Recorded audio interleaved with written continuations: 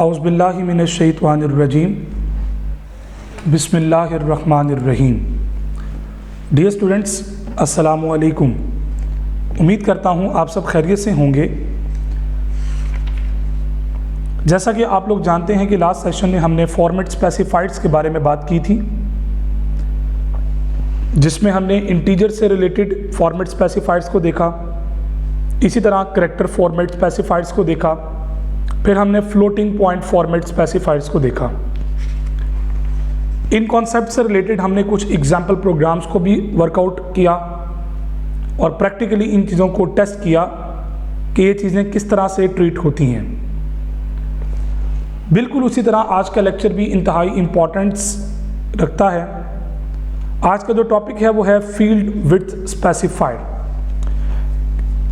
इस कॉन्सेप्ट का जो मेजर पर्पस है वो आपका प्रिंटिंग बिहेवियर है कि आपको डिस्प्ले पे क्या चीज़ कैसे दिखानी है। अगर आप अपने आउटपुट स्क्रीन को या डिस्प्ले स्क्रीन को अगर आप अपने मुताबिक सेट करना चाहते हैं या अपने अकॉर्डिंगली आप वैल्यूज़ को सेट करना चाह रहे हैं, डिस्प्ले इन्वायरमेंट खुद क्रिएट करना चाह रहे हैं या आप बिहेवियर्स वगैरह मेंटेन करना चाह रहे हैं, तो उसके लिए फिर हम फील्ड विड्थ स्पेसिफाइड को यूज़ करते हैं।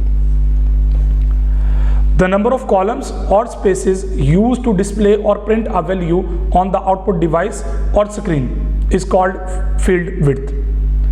कितने कॉलम्स आपने यूज़ करने हैं, कितनी स्पेसेस आपने डिस्प्ले पे यूज़ करनी है, जो आउटपुट डिवाइसेस या स्क्रीन की मदद से आपको नज़र आएंगी, उन तमाम चीज़ों को हम कहते हैं field width specified. The field width specified describe the number of columns that should be used to display or print the value। Basically field width specified का जो मकसद होता है वो ये होता है कि आप बेसिकली खुद सेट करते हैं कि आपको स्क्रीन पे how many number of rows are required and how many columns are required। मैं इसकी एग्जांपल देता हूँ। जैसे मिसाल के तौर पर जो कंप्यूटर जनरेटेड चेक्स होते हैं ना, चेक बुक्स के थ्रू आपको पता है कि हैंड रिटन चेक होता है और एक कंप्यूटर जनरेटेड होता है जिसमें हम कंप्यूटर से प्रिंट आउट करवाते हैं। और ये बात भी आपको ऑलरेडी पता होगी कि आपकी कंप्यूटर की जो स्क्रीन है वो रोज़ और कॉलम्स का कॉम्बिनेशन है। अब वो जो रोज़ और कॉलम्स हैं बेसिकली उनकी क्रॉसिंग पे जो एक पॉइंट है उसे हम डॉट कहते हैं और बेसिकली वो डॉट आपका एक पिक्सल है। तो आप बेसिकली अपनी स्क्रीन के कितने पिक्सल्स यूज़ करना चाह रहे हैं, उनको कैसे हैंडल करेंगे, इन तमाम चीज़ों की जो डिटेल है वो हम फील्ड विड्थ स्पेसिफायर में डील करते हैं। The place where the value of argument is printed is called field. Field से मुराद क्या है? वो पॉइंट, वो प्लेस, वो लोकेशन जहां पे आपके आर्गुमेंट की वैल्यू का जो आर्गुमेंट का जो वैल्यू है उसने जो प्रिंट होना है, डिस्प्ले होना है, ये उस प्लेस और पॉइंट को एक्चुअली हम फील्ड के नाम से जानते हैं।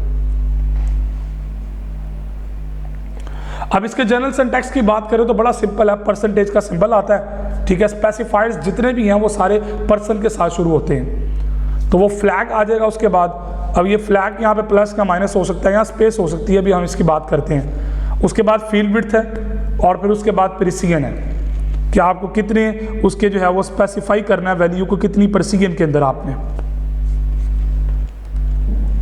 पहले पर्सन साइन की बात करते हैं कि ये पर्सन साइन क्यों लगाते हैं। मैंने आपको बताया कि सी लैंग्वेज के अंदर ज़्यादातर आमतौर पर हम स्पेसिफाइड्स को कोट करने के लिए हम परसेंटेज का सिंबल इस्तेमाल करते हैं। अगर ये सिंबल इट्सेल्फ अकेला इस्तेमाल हो तो इसका मतलब है कि ये रिमाइंडर के लिए इस्तेमाल किया जा रहा है। किसी एक्सप्रेशन में इस्तेमाल करें तो इससे मुराद ये रिमाइंडर फाइंड आउट करने का एक तरीकाकार है। लेकिन अगर आप इस परसेंटेज सिंबल के साथ कोई और करैक्टर अगर आप यूज़ करते हैं तो इसे फिर स्पेसिफाइड्स कहते हैं। वो फॉर्मेट भी हो सकते हैं, वो फील्ड विड्थ भी हो सकते हैं। तो आमतौर पर ये जो सिंबल है परसेंटेज का, this sign indicates the beginning of field width specified. आमतौर पर ये आपका जो इंडिकेट कर रहा होता है शुरुआत को कि आपकी जो फील्ड विड्थ स्पेसिफाइड है ना वो यहाँ से शुरू हो रहा है। यानी कि आप ये समझ लें कि आपका जो डिस्प्ले स्क्रीन को मेंटेन करने के लिए जो कोड आप लिखेंगे ये उस कोड का स्टार्टिंग पॉइंट है, बिगिनिंग है उसका। नंबर 2 पे हमने बात की थी फ्लैग की। फ्लैग एक इंतहाई इंपॉर्टेंट कॉन्सेप्ट होता है हमारा प्रोग्रामिंग के अंदर, जो कि आपके प्लस या माइनस या स्पेस के लिए इस्तेमाल किया जाता है। आप प्लस यूज कर लें, आप माइनस यूज कर लें, आप स्पेस यूज कर लें, ये तीनों का मतलब फ्लैग है। अब ये फ्लैग बेसिकली क्या है, इसका एक पर्पस होता है। फ्लैग कहते हैं कोई टारगेट करना, कोई चीज पॉइंट आउट करना, किसी चीज को इंडिकेट करवाना। The use of these symbols are, अब इनके जो इस्तेमालात हैं वो कैसे हैं, जो प्लस है, it is use to display the sign with value, ये वैल्यू के साथ साइन शो करता है। Usually it is use to display a plus sign with positive value.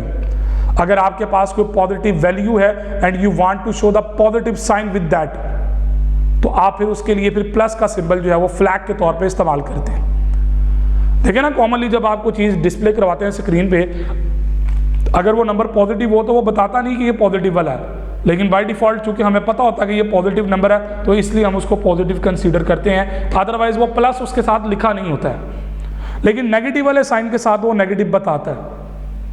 इसी तरह अगर आप प्लस वाले साइन को या पॉजिटिव वैल्यू के साथ प्लस का सिंबल देखना चाहते हैं तो उसके लिए फिर आपको फ्लैग के तौर पे इस प्लस को यूज करना पड़ेगा। और याद रखिएगा, ये सिर्फ पॉजिटिव वैल्यूज के साथ शो करेगा और बाकी वैल्यूज के साथ नहीं करेगा। इसी तरह अगर आपने लेफ्ट या राइट जस्टिफाइड के तौर पे प्रेजेंट करना है वैल्यू को, तो ये जो माइनस का सिंबल है, it is used to display the output value left justified in the field. आपकी फील्ड में जो लेफ्ट जस्टिफाइड वैल्यू होगा ये उसको डिस्प्ले करेगा। लेफ्ट जस्टिफाइड से मुराद क्या है, आपका बायां तरफ, यानी कि ये लेफ्ट टॉप कॉर्नर से स्टार्ट करेगा। By default the output value is displayed right justified. Default setting तो यही है कि वो राइट जस्टिफाइड होता है, लेकिन आप उसको लेफ्ट जस्टिफाइड पे शिफ्ट करना चाहें तो आप इस माइनस के साइन की मदद से कर सकते हैं। फिर एक स्पेस है जो ब्लैंक स्पेस के तौर पे इस्तेमाल होती है। अगर आपने स्क्रीन पे सिंपल एक ब्लैंक स्पेस शो करवानी है तो उसके लिए फिर सिंपल स्पेस आप यूज कर लें। तो ये आपका जो फॉर्मेट का जो सिंटेक्स था फील्ड विड्थ स्पेसिफायर का, ये उसका भी पहला पोर्शन आपने कवर किया कि फ्लैग से मुराद क्या है। सेकंड उसका एलिमेंट है जी फील्ड विड्थ। अब फील्ड विड्थ से मुराद क्या है, फील्ड तो मैंने बताया ना कि ये वो लोकेशन, वो प्लेस, वो पॉइंट है जहां पे आपकी वैल्यू ने डिस्प्ले होना है, या वो पिक्सल पॉइंट एरिया है जहां से आपकी वैल्यू ने डिस्प्ले होना है। तो फील्ड विड्थ क्या है, उसकी कैपेसिटी, कैपेसिटी क्या है, it is use to specify the field width for displaying the output value. Its use is optional. याद रखिएगा, इसका इस्तेमाल जो है वो ऑप्शनल है, लेकिन इसका जो मकसद है वो आपकी आउटपुट वैल्यू को एक स्पेसिफिक विड्थ के साथ स्क्रीन पर डिस्प्ले करवाने के लिए हम इसको इस्तेमाल करते हैं। इसी तरह थर्ड नंबर पे आपके पास था precision.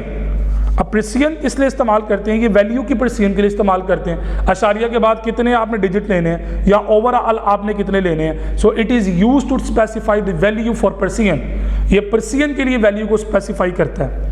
It is generally used with the floating point values. क्योंकि ज़्यादातर हमारा जो प्रिसिजन का काम होता है वो फ्लोटिंग पॉइंट वैल्यूज के साथ होता है, सो इसलिए आमतौर पर इस्तेमाल उसी के साथ होता है। इसी तरह आपके पास याद रखिएगा कि इसका इस्तेमाल भी ऑप्शनल होता है। ज़रूरी नहीं होता कि हर एक फील्ड विड्थ स्पेसिफायर के साथ आप इसको यूज़ करें। रिक्वायरमेंट के मुताबिक, नीड के मुताबिक आप इसको यूटिलाइज करते हैं। देखिए बेटा जी, मैं प्रोग्रामिंग के स्टार्टिंग फर्स्ट लेक्चर से बात करता आ रहा हूँ कि बहुत सारी चीज़ें ऐसी होती हैं जो हम जानते हैं, पढ़ते हैं। क्यों पढ़ते हैं, हमारी वोकैबुलरी बढ़ रही होती है, हमारी ग्रामर बढ़ रही होती है, हमें पता होता है कि ये चीज़ सिनेरियो फलां के लिए ये सूटेबल है। उस तरह की नेचर में अगर हम फंस गए कहीं पे तो वहाँ पे फिर हम इसको यूज़ करेंगे।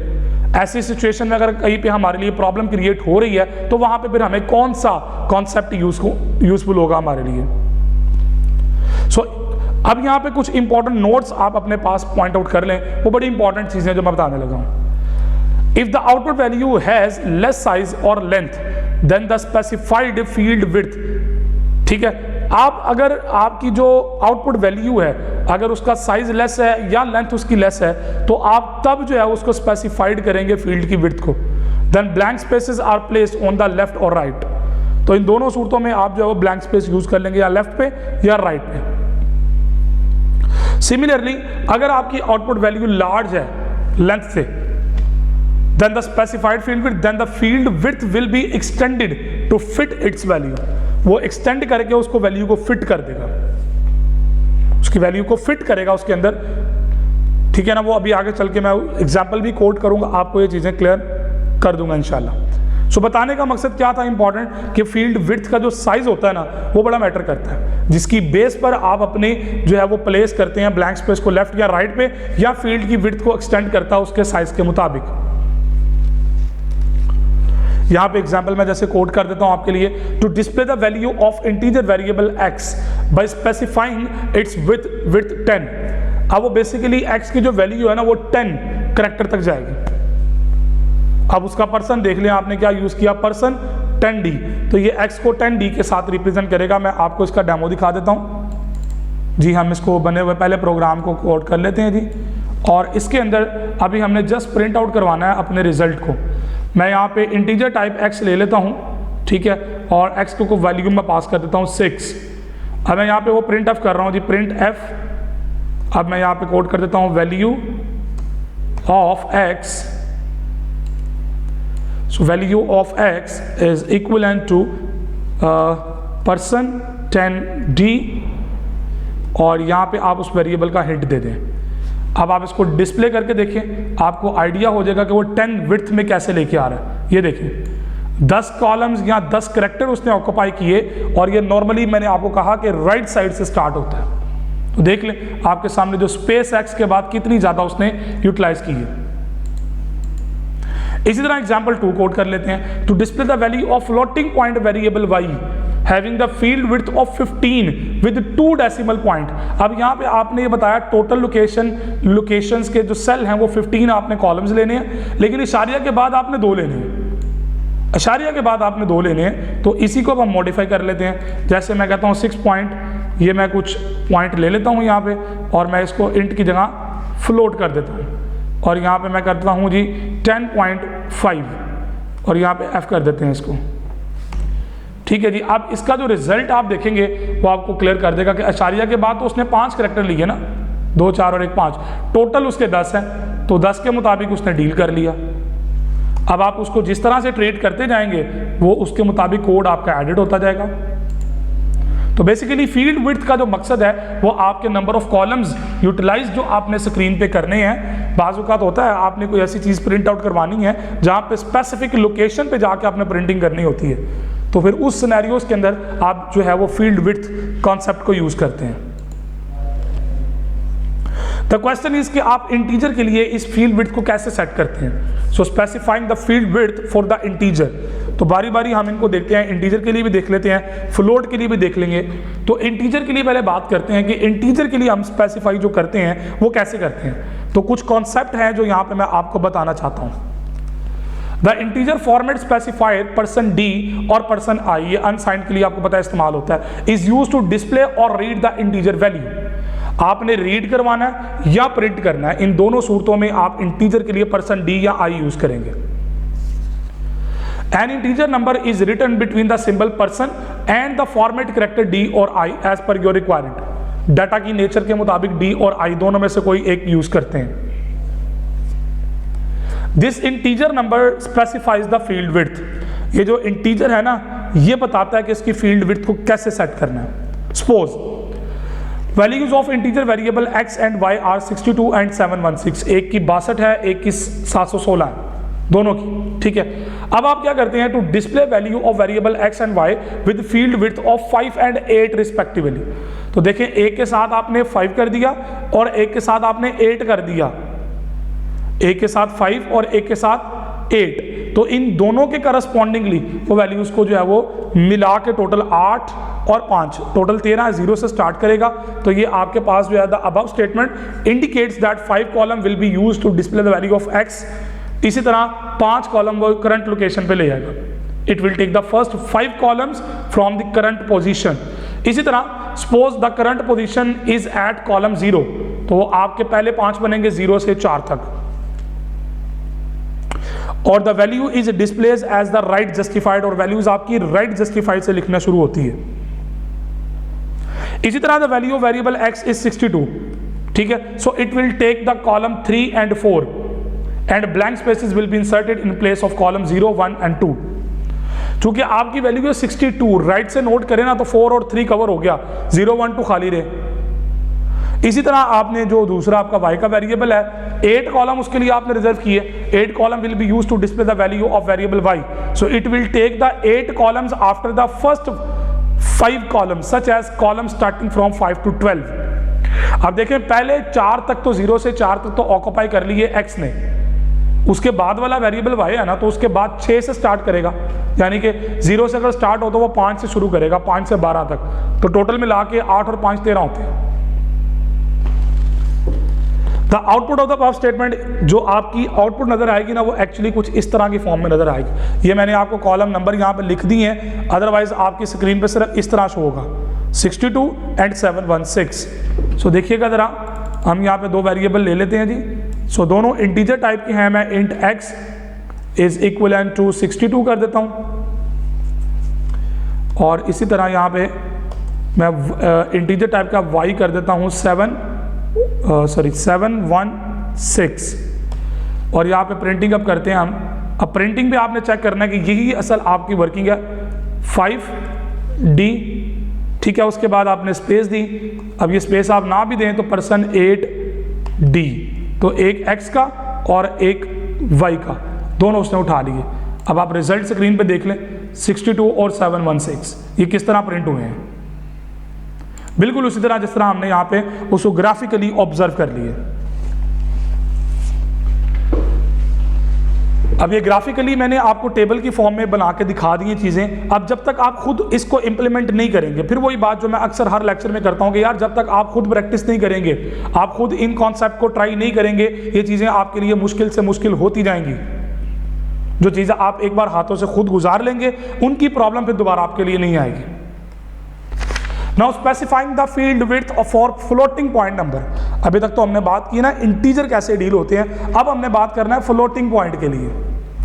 सो in case of floating point numbers या रियल वैल्यूज होती हैं, the field width as well as the number of decimal places can also be specified. Integer में तो आपने सिर्फ डिजिट बताने हैं ना, कितने कैरेक्टर्स हैं, लेकिन यहाँ पे आपने उसकी डेसिमल प्लेसेस भी बतानी है कि अशारिया के बाद कितने लेने हैं। यहाँ पे वो आपको ये भी साथ देखना पड़ेगा कि अशारिया के बाद आपने कितने डील करने हैं। ना सिर्फ आपने अपने डिजिट्स की लेंथ को देखना है, बल्कि अशारिया के बाद वाले पॉइंट्स को भी आप इंपॉर्टेंस देंगे वहां पे। द जनरल सिंटैक्स इसका जो है वो W.D है। अब W.D का मतलब क्या है? W से मुराद आपका अशारिया से पहले वाले कैरेक्टर है, और यहाँ पे जो D है वो डेसिमल पॉइंट्स को रिप्रेजेंट कर रहा है। जो परसेंटेज साइन है ये तो बिगिनिंग को शुरू करेगा ना, हमने इसको पहले भी देखा कि जो बिगिनिंग फील्ड विड्थ स्पेसिफायर की जो बिगिनिंग के लिए हम सिंबल इस्तेमाल करते हैं वो परसेंटेज का है, तो परसेंटेज की मदद से आप इसको इस्तेमाल करते हैं। अब ये जो W है it indicates the total field width, के टोटल आपको कितना चाहिए, whole including the decimal point and the fractional part. It use is optional. याद रखिए ये ऑप्शनल होता है, आपकी चॉइस है यूज करें ना करें। तो बेसिकली ये होल लेंथ बताएगा जी मुझे 15 कॉलम्स चाहिए, उन 15 में से 4 D के लिए यूज करने हैं, तो 15.4 यूज करेंगे आप। इसी तरह जो D है वो इंडिकेट करता है नंबर ऑफ डेसिमल प्लेसेस को आफ्टर द डेसिमल पॉइंट, कि आपके डेसिमल पॉइंट के बाद आपको कितने पॉइंट्स चाहिए, कितनी वैल्यूज चाहिए। The value after the decimal point is rounded off. याद रखिएगा ये राउंडेड ऑफ होती है।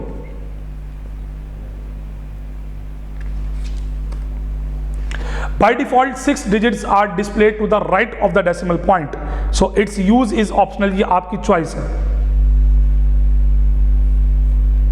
अब आप सिर्फ %f लिखेंगे तो वो जो होगा उसके मुताबिक आ जाएगा, लेकिन जब आपने खुद सेट करना होगा तो फिर आपको ये बताना पड़ेगा, सारे की पॉइंट्स आपको देने पड़ेंगे। The field width should be large enough to display the real value. आपकी रियल वैल्यू को डिस्प्ले करवाने के लिए जो फील्ड विड्थ है वो इनफ होनी चाहिए। ऐसे ना हो कि आपने वो लेंथ ऐसी दे दी जो जनाब आपका नंबर ही पूरा डिस्प्ले नहीं हो रहा। For example to display value 2.13 आप field width should be at least 4 column width. आप कम से कम 4 लेंगे, आप 2 ले लेंगे तो वो 2 पॉइंट बस खत्म आगे, तो कम से कम 4 उसके लिए लेने पड़ेंगे। इसी तरह आपके पास जो है वो it should be noted that for real value smaller than 0। 0 से स्मॉलर जितनी वैल्यूज होंगी the digit 0 is always displayed before the decimal point such as 0.013। तो ये नहीं भूलना कि जी 0 शायद पता नहीं आएगा कि नहीं आएगा, तो 0 वो हर दफ़ा डिस्प्ले करेगा, हाँ डिस्प्ले वो वहाँ पे लास्ट भी होगा। So therefore the total field width should include, अब इसके लिए 3 चीज़ें हैं, 1 space for digit 0, 1 space for decimal point and 1 space for minus sign if the number is negative. तो 3 तो सीधे सीधे ये निकल जाते हैं। अब जब भी कभी आप फ्लोटिंग पॉइंट के लिए फील्ड की विड्थ को सेट करेंगे तो आपने इन चीज़ों को याद रखना है कि अगर वो 0 से नीचे वाली वैल्यू है तो उसके लिए कम वाली वैल्यू है तो उसके लिए फिर क्या यूज़ करेगा, 0 अलग लेगा, पॉइंट का अलग लोकेशन लेगा।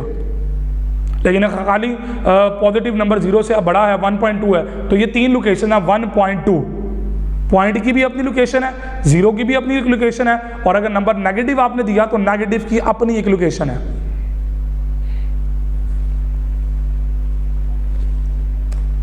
Suppose the variable x has the value 48.557.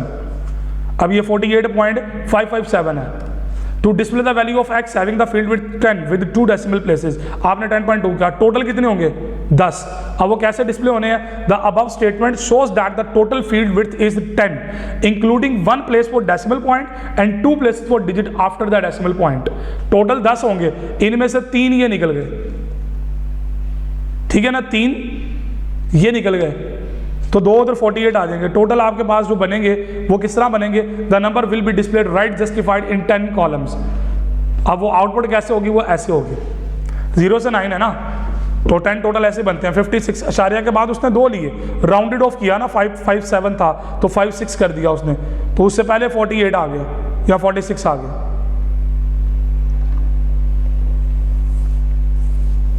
मेरा ख्याल है यहाँ तक आप फील्ड विड्थ के पॉइंट को क्लियर कर चुके होंगे। अब यहाँ पे कुछ एग्जाम्पल प्रोग्राम्स को ऐड कर लेते हैं, जैसे कि write a program that displays a real value using the field width of 5 with 2 decimal places और प्रेसिजन। आप कोई भी x की वैल्यू पहले ले लें, ठीक है, कोई भी वैल्यू आप पहले ले लें। हम कह देते हैं कि जी फ्लोट है x, हम यहाँ पे ले लेते हैं जी फ्लोट x, और हम इसको यूजर से लेते हैं, एक मैसेज प्रिंट करवाते हैं जी पहले,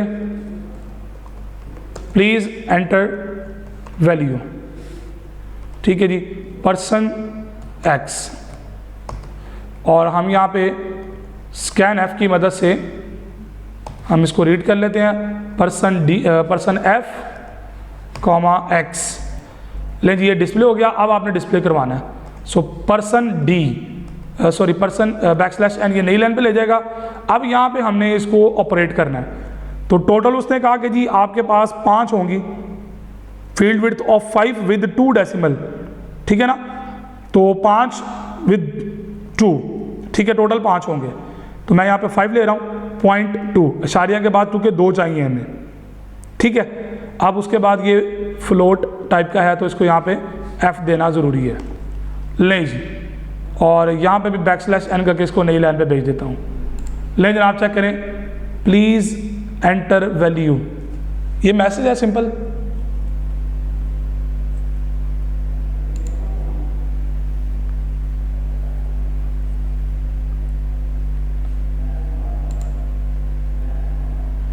जी यहाँ पे कोई एरर है, वो एरर क्या है? कंप्लीट